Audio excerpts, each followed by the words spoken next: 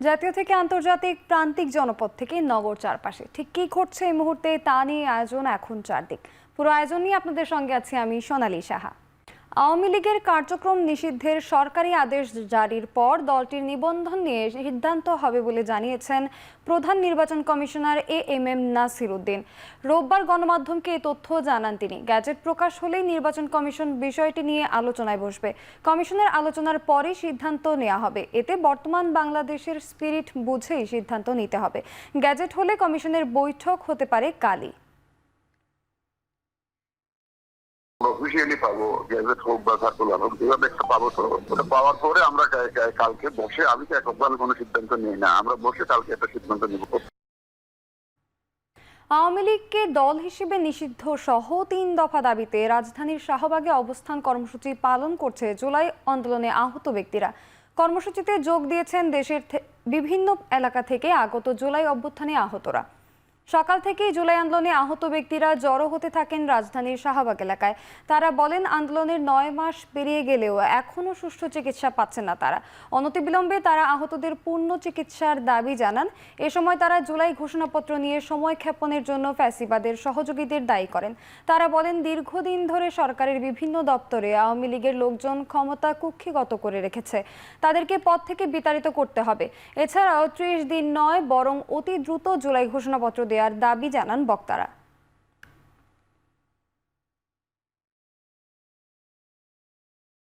এই বাংলার মাটিতে এই রাক্ষসের কোনো প্রকার রাজনৈতিক কার্যকলাপ কিংবা দেশের উন্নয়নের কাজের ক্ষেত্রেও তাদের কোনো ভূমিকা দেখতে চাই না। কোনো নেতা কর্মীর সাথে কোনো রকম কথা না বলে তারা তাদের মতো সরে গেছে। আহত পরিবার এবং শহীদ পরিবার সরাসরি তাদের কথা শোনার পরে সিদ্ধান্ত নিয়েছে যে তারা যদি কোনো বাধার সম্মুখীন হয়, সেটা যদি প্রকাশ্যে বলতে না পারে, আহত এবং শহীদ পরিবার রাজপথ ছাড়বে না। দলমত ভুলে যে আমাদের আহতদের পাশে সবাইকে থাকতে বলতেছি। রাজনীতিতে শান্তিপূর্ণ সহাবস্থান ও ভিন্ন মতের প্রতি শ্রদ্ধা ও সহনশীলতা প্রয়োজন বলে মন্তব্য করেছেন বিএনপির স্থায়ী কমিটির সদস্য আমির খসরু মাহমুদ চৌধুরী। সকালে চট্টগ্রামের নন্দনকাননে বৌদ্ধ পূর্ণিমা উপলক্ষে আয়োজিত শোভাযাত্রায় অংশ নিয়ে তিনি এ কথা বলেন। বাংলাদেশের রাজনীতিতে শান্তিপূর্ণ সহাবস্থান থাকতে হবে। আপনারা জানেন, আমরা কিন্তু আজকে সহনশীলতার কথা বলছি, আমরা কিন্তু পরমত সহিষ্ণুতার কথা বলছি, যে অপরের সাথে আমার রাজনৈতিক ভিন্নতা থাকবে, মতের ভিন্নতা থাকবে, কিন্তু অপরের যে মত তার প্রতি আমাকে সম্মান জানাতে হবে। ভিন্নতা থেকেও সম্মান জানাতে পারবো আমরা, ভিন্নতা থেকে আমরা একসাথে চলতে পারবো। ফ্যাসিবাদের পতনের পর অন্তর্বর্তী সরকারের কাছে মানুষের অনেক প্রত্যাশা থাকলেও সরকার দ্রুত নির্বাচনের ব্যাপারে নিরুত্তর বলে মন্তব্য করেছেন বিএনপির সিনিয়র যুগ্ম মহাসচিব রুহুল কবির রিজভী। রোববার সকালে জাতীয় প্রেস ক্লাবের সামনে বুদ্ধ পূর্ণিমা উপলক্ষে এক শোভাযাত্রা অনুষ্ঠিত হয়। র্যালিটি জাতীয় প্রেস ক্লাব থেকে কয়েকটি রাস্তা প্রদক্ষিণ করে। এ সময় শোভাযাত্রায় বৌদ্ধ ধর্মের অনেকেই অংশগ্রহণ করেন। র্যালিতে অংশ নেওয়ার আগে সংক্ষিপ্ত সমাবেশে বক্তব্য রাখেন বিএনপির সিনিয়র যুগ্ম মহাসচিব রুহুল কবির রিজভী। এ সময় তিনি অভিযোগ করেন, সাবেক রাষ্ট্রপতি আব্দুল হামিদের দেশত্যাগের পরই এই সরকারের উপর আস্থা হারাচ্ছে জনগণ। ভারতের পুশিন নিয়ে সরকারের ভূমিকার সমালোচনা করেন তিনি।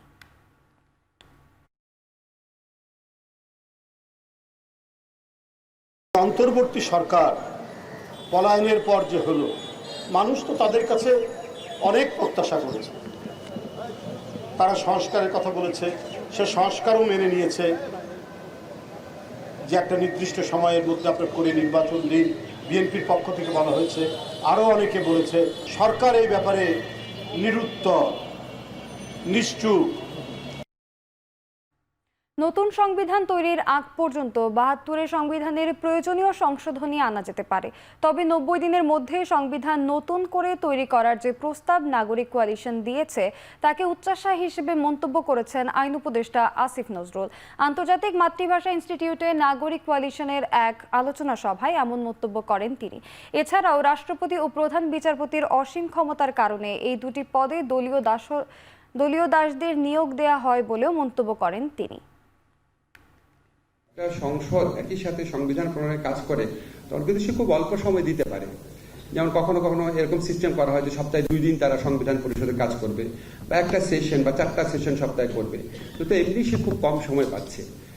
এরকম একটা সংবিধান পরিষদ যে জাতীয় সংসদ হিসেবে কাজ করবে, সে তার সম্পূর্ণ সময়ের খুব বেশি হলে 50% সময় এখানে দিতে পারবে। এরকম একটা সংবিধান পরিষদ 90 দিনে সংবিধান রচনা করে ফেলবে এত দ্রুত? আমার কাছে এটা মনে হয়েছে একটু উচ্চাসা। জুলাই গণঅভ্যুত্থান সহ দীর্ঘ 15-16 বছরের ফেসিবাদ বিরোধী গণতান্ত্রিক আন্দোলনে যারা জীবন দিয়েছেন, আহত হয়েছেন, ক্ষতিগ্রস্ত হয়েছেন, তাদের সকলের প্রতি শ্রদ্ধা জানাই, স্মরণ করছি। আজকে আমরা এই একই জায়গায় এসে ফেসিবাদ বিরোধী জাতীয় ঐক্যকে আমরা ধরে রাখবো, এটাই আমাদের শক্তি হবে। দেশকে সুরক্ষিত রাখার লক্ষ্যে অনুপ্রবেশ, বহির্গমন এবং চোরাচালান রোধে সীমান্তে নজরদারি বাড়িয়েছে বিজিবি। সিলেট বিজিবি 48-এর অধিনায়ক লেফটেন্যান্ট কর্নেল মোহাম্মদ নাজমুল হক জানান, সীমান্ত এলাকায় ভারত সান্ধ্যকালীন কারফিউ জারির পর অতিরিক্ত নজরদারির পাশাপাশি সীমান্তবর্তী এলাকায় মাইকিং সহ জনসচেতনতামূলক কার্যক্রমও চালানো হচ্ছে। পরিস্থিতি স্বাভাবিক না হওয়া পর্যন্ত সীমান্তের শান্তি শৃঙ্খলা রক্ষায় কাজ করার কথাও জানান তিনি। ভারতীয় নাগরিকদের পুশিন ঠেকাতে ব্রাহ্মণবাড়িয়ার আখাউড়া ও বিজয়নগর উপজেলার অন্তত 31 কিলোমিটার সীমান্তে টহলের পাশাপাশি নজরদারি বাড়িয়েছে বিজিবি। পাশাপাশি চোরাচালান প্রতিরোধ ও বাসিন্দাদের নিরাপত্তায় সীমান্তের 150 গজের মধ্যে চলাফেরা না করার নির্দেশনা দেওয়ার কথা জানান বিজিবির 25 ব্যাটালিয়নের অধিনায়ক লেফটেন্যান্ট কর্নেল জব্বার আহমেদ। ঢাকা সহ দেশের বিভিন্ন জেলার উপর দিয়ে বয়ে যাচ্ছে তীব্র তাপপ্রবাহ জনজীবনে অস্বস্তি বেড়েছে।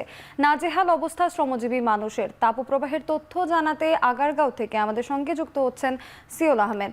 সিওল, তাপপ্রবাহ কবে নাগাদ কমতে পারে? আবহাওয়া অফিস কিছু জানিয়েছে কিনা এই ব্যাপারে আমাদেরকে জানাবেন।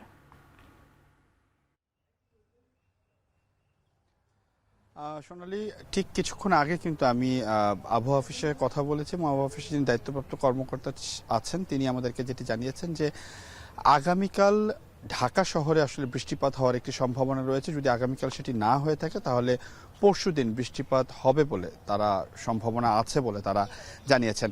এদিকে আরেকটি বিষয় আপনাকে জানিয়ে রাখি, গত 6 থেকে 7 তারিখ এই 2 দিন কিন্তু রাজধানী সহ প্রায় 42টি জেলাতে কিন্তু তাপপ্রবাহ চলছিল, সেটি কিন্তু তাদেরকে সবাইকে জানিয়ে দেওয়া হয়েছিল আবহাওয়া অফিস থেকে। তবে এই আবহাওয়া অফিস থেকে যেটি বলা হচ্ছে যে রাজধানীর দক্ষিণাঞ্চলে যে জেলাগুলো রয়েছে সেই জেলাগুলোতে কিন্তু আজকে রাতে বৃষ্টি হতে পারে, এরকম একটা সম্ভাবনা রয়েছে। এবং কালকে থেকে রাজধানীর আশেপাশে যে জেলাগুলো রয়েছে সেই জেলাগুলোতে যদি বৃষ্টিপাত হয়, অর্থাৎ দক্ষিণাঞ্চলে যদি বৃষ্টিপাত হয় তাহলে কিন্তু কিছুটা গরম কমে যাবে, এমনটা কিন্তু তারা আশঙ্কা করছেন।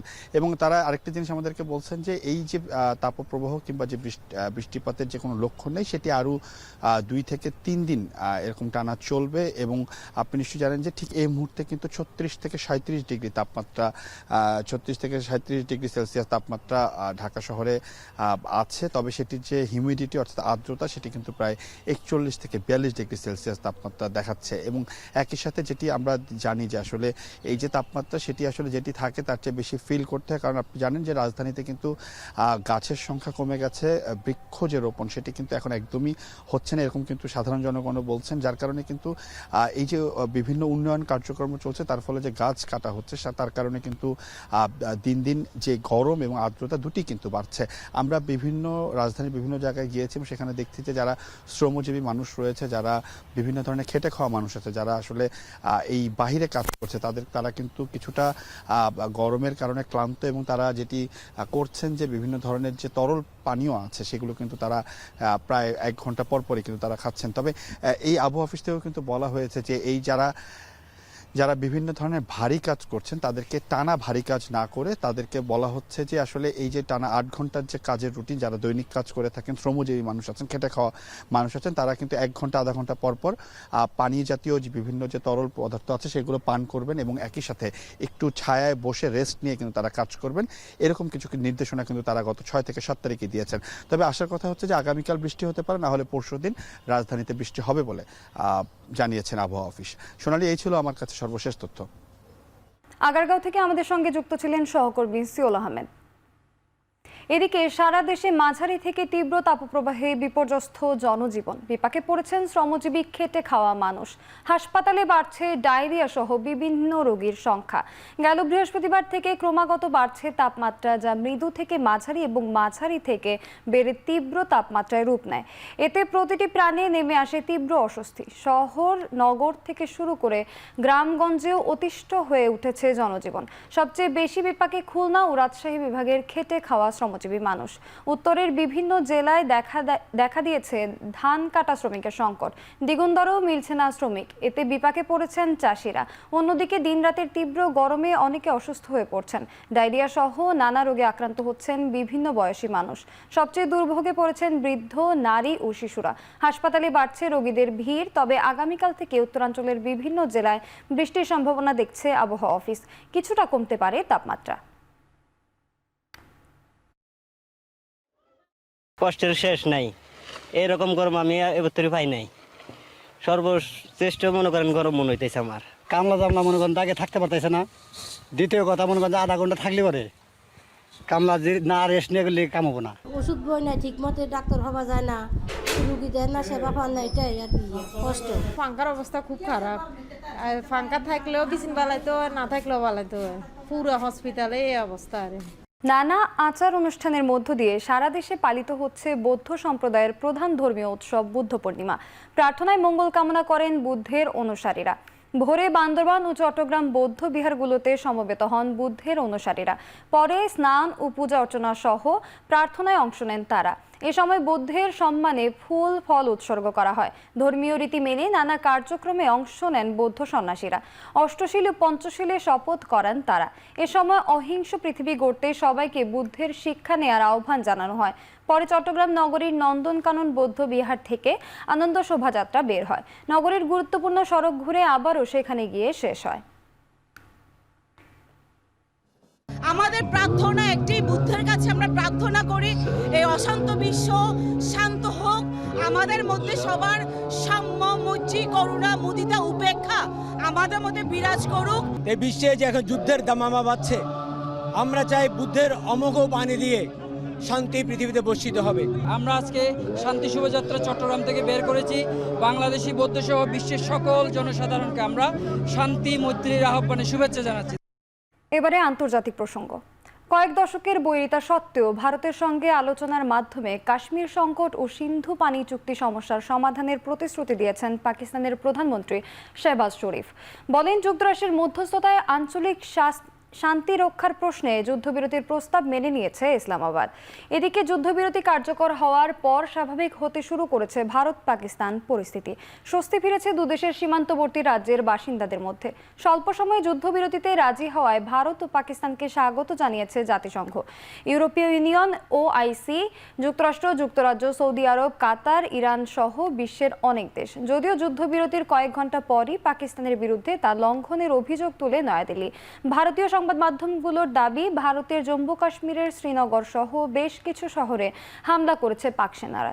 সেই আতঙ্কে দেশটির পাঞ্জাব রাজ্যের অমৃতসরে এখনও রেড অ্যালার্ট জারি রেখেছে রাজ্য সরকার। বাসিন্দাদের ঘর থেকে বের না হওয়ার নির্দেশ দেওয়া হয়েছে। যুদ্ধবিরতি হলেও সিন্ধু নদীর পানি বন্টন চুক্তিতে নিষেধাজ্ঞা আগের মতোই থাকবে। ভারতের বেশ কয়েকটি বিশ্বস্ত সূত্রের বরাত দিয়ে এ কথা জানায় রয়টার্স। এদিকে নিরাপত্তার স্বার্থে ভারতের নয়াদিল্লির ইন্দিরা গান্ধী আন্তর্জাতিক বিমানবন্দরের বেশ কিছু ফ্লাইট বিলম্ব হতে পারে বলে জানিয়েছে বিমানবন্দর কর্তৃপক্ষ।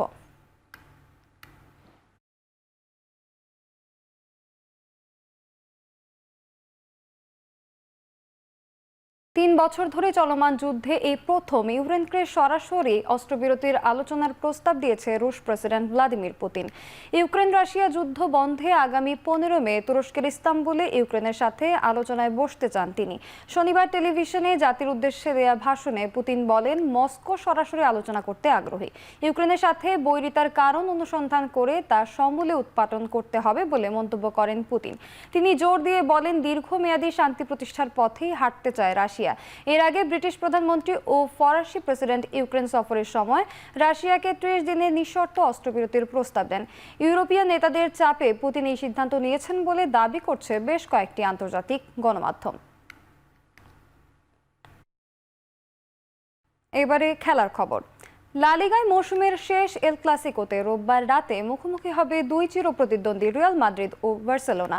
লা লিগার শিরোপা জয়ে টিকে থাকতে ক্লাসিকো জয়ের বিকল্প নেই রিয়াল মাদ্রিদের। সঙ্গত কারণেই ম্যাচ জিততে মরিয়া কার্লো আনচেলত্তির শিষ্যরা। 34 ম্যাচে 79 পয়েন্ট নিয়ে শীর্ষে বার্সা, সমান ম্যাচে 75 পয়েন্ট নিয়ে টেবিলের দুয়ে লস ব্লাঙ্কোস। ম্যাচ জিতলে লিগ শিরোপা অনেকটাই নিশ্চিত হয়ে যাবে বার্সেলোনার, আর হারলে দুই দলের পয়েন্ট ব্যবধান হবে 1। সেক্ষেত্রে বেড়ে যাবে রিয়ালের শিরোপা জয়ের সম্ভাবনা।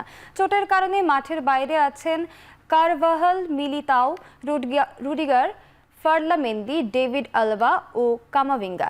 এল ক্লাসিকোর নিয়মিত খেলোয়াড়দের না থাকায় রিয়াল মাদ্রিদকে দিতে হবে কঠিন পরীক্ষা। অপরদিকে বার্সার হয়ে খেলতে পারবেন না কুন্দে কাসাদো ও মার্ক বের্নাল। শেষ করছি এখন চারদিক। এখন টেলিভিশন ওয়েবসাইটে দেখতে ভিজিট করুন www.ekhon.tv। এছাড়া ফেসবুকে দেখতে ভিজিট করুন facebook.com/tv.ekhon, আর ইউটিউবে দেখতে ভিজিট করুন youtube.com/c/ekhon tv।